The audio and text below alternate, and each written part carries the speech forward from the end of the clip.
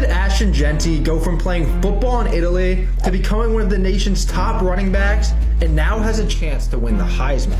Jeanty's father was in the Navy, which meant he grew up moving around Florida, Virginia, and in the 7th grade even went overseas to live in Italy. These are very important years for football development, but finding a team in Italy wasn't exactly easy. Jeanty played for the Naples Wildcats, a team at a U.S. Naval support base. It was a 9-hour bus ride for the closest team. They flew commercially to Spain to play a game there, and one game even featured an 18-hour bus to Germany. They'd sleep on gym floors Friday nights and play their games Saturday before the long bus ride home back to southern Italy. It wasn't easy, but he found a way to play football while even overseas. By his sophomore year, he would be moving back to America and attending Lone Star High School in Frisco, Texas. He had some huddle tape to show his coaches, but they weren't sure how talented his competition was. They still knew they had something special in Jeanty and were going to find a way to use him. But it wouldn't be on offense, at least not right away. There was a senior running back and a junior named Jaden Nixon who went on to play college football. Her top wide receiver was no other than 4-star recruit Marvin Mims, who's now playing in the NFL. So Jeanty was put on defense, safety, outside linebacker, and even some defensive line. His junior year, Nixon would be back, but there would be way more opportunities on offense. Jeanty got a chance to play slot receiver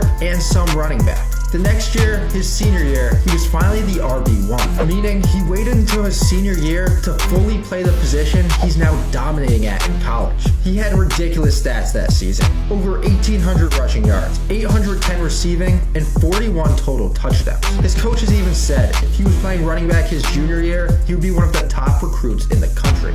But he didn't. So Jeanty was only a 4-star and wasn't receiving offers from many top schools. He received an offer from Boise State in May of 2021. The fall of his senior year, he committed. As a true freshman, he made an impact, rushing for over 800 yards and 7 touchdowns. But his sophomore year, he took it up another notch. Over 1,300 rushing yards and 14 touchdowns, and did that while missing 2 games. But then that led to many questions. Would Jeanty come back to Boise State or enter the transfer portal? There was plenty of teams interested, trying to get in contact with him, but he did not want to leave. He had finally found somewhere to call home. He wanted to stick to his commitment that he promised he would help Boise State win games. And he knew he'd have a big role on the team next year. Boise State was also able to get him $300,000, a place to live, and a car via NIL. But if you know anything about college football and what some of these players are getting, he could have received much more at a bigger school. But his loyalty is paying off, as through 2 games, he looks like one of the best players in the country, and many predict he will be the first running back drafted in the draft.